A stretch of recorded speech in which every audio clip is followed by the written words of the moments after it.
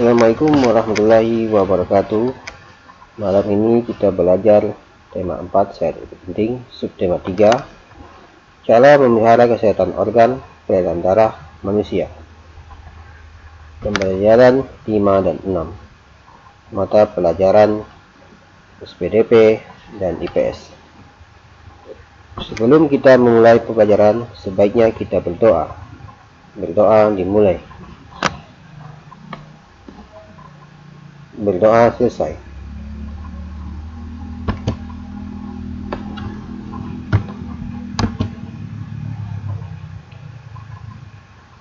Selanjutnya kita akan belajar cerita bergambar. Cerita bergambar atau sering juga disebut komik adalah suatu bentuk seni yang menggunakan gambar-gambar tidak bergerak dan disusun sedemikian rupa sehingga membentuk jalan cerita. Biasanya cerita bergambar dicetak di atas kertas dan dilengkapi dengan teks. Jadi, cerita bergambar disebut juga dengan komik. Fungsi cerita bergambar: 1. Memperjelas isi cerita. 2. Dapat menarik perhatian orang yang membacanya. 3. Sebagai sarana mengungkapkan pengalaman suatu kejadian yang diekspresikan dalam sebuah gambar. 4. Memberikan gambaran singkat isi tulisan atau cerita yang disampaikan. 5. Sebagai nilai keindahan dalam perwajahan. Ciri-ciri cerita bergambar: 1. Memakai bahasa dalam keseharian yang santai dan tidak terlalu sastrawi. 2. Kata-kata disusun dengan proporsional guna membuat pembaca merasakan ceritanya. 3. Perwatakan atau karakter tokoh dalam komik diungkapkan dengan kalimat sederhana. 4. Bahasa mudah diterima pembaca agar menarik. Adapun persiapan dalam membuat gambar cerita sebagai berikut. Yang pertama, menentukan cerita yang akan digambar. Jadi tentukan ceritanya, temanya apa. Kedua, kita harus mempelajari cerita yang akan kita buat. 3. Mempelajari karakter tokoh dalam cerita tersebut.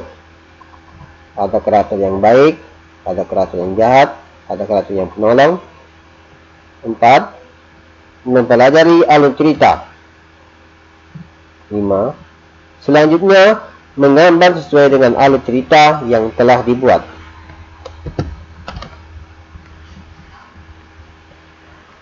Sebelum menggambar, tentu saja menyiapkan berbagai hal yang dibutuhkan seperti berikut ini.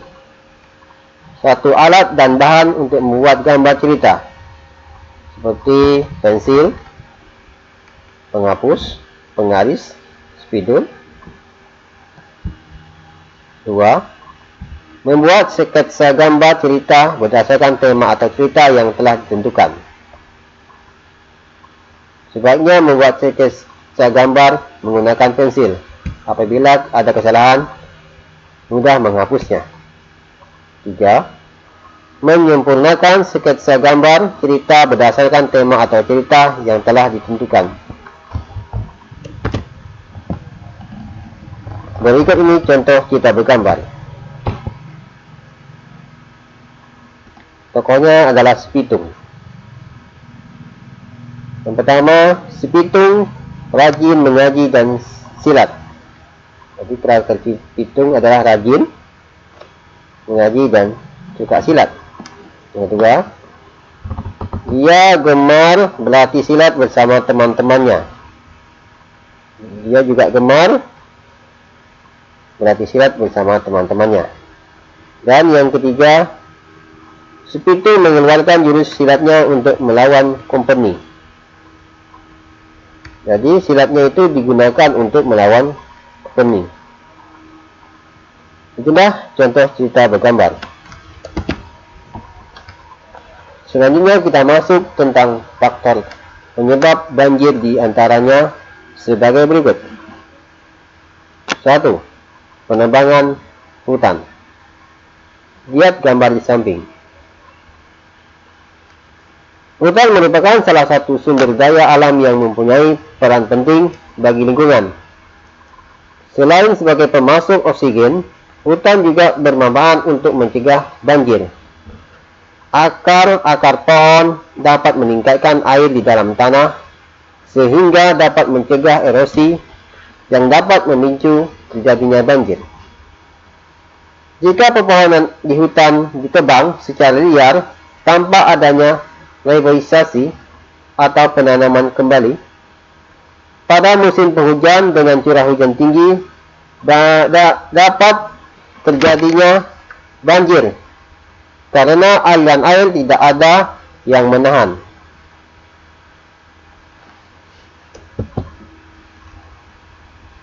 Yang kedua, pembuangan sampah di selokan. Seperti gambar di samping, banyak sampah di selokan air. Selokan merupakan tempat yang disediakan untuk mengaliri air. Air dapat mengalir dengan lancar jika tidak ada hambatannya. Oleh karena itu, larangan membuang sampah di selokan terus digalakan. Jika masyarakat setempat membuang sampah di selokan pada musim penghujan dengan curah hujan tinggi, dapat terjadinya banjir. Sampah menghambat aliran air sehingga air selokan meluap membanjiri pemukiman warga.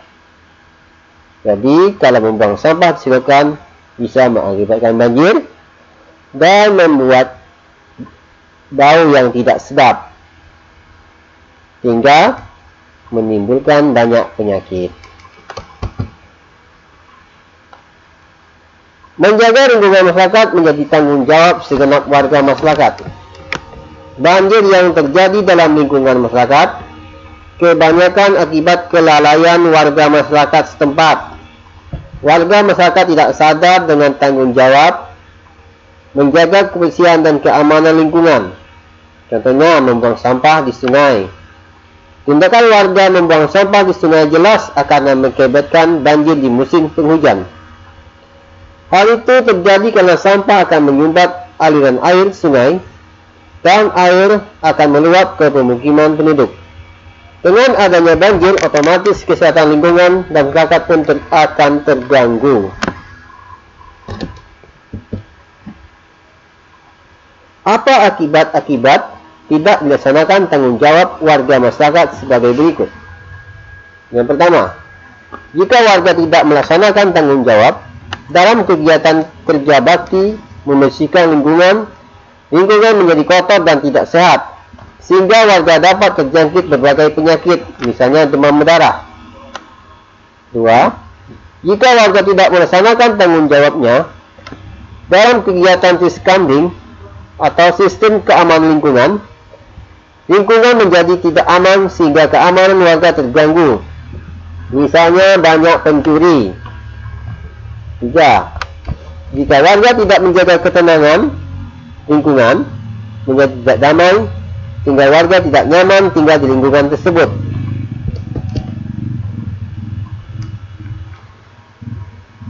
Jadi menjaga lingkungan agar selalu aman seperti mengikuti kegiatan poskamling seperti gambar di atas, menjaga kebersihan lingkungan dan ikut serta dalam kegiatan desa seperti gotong royong kerja bakti.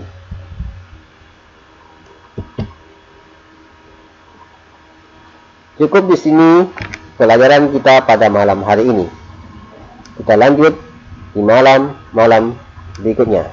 Terima kasih. Assalamualaikum warahmatullahi wabarakatuh.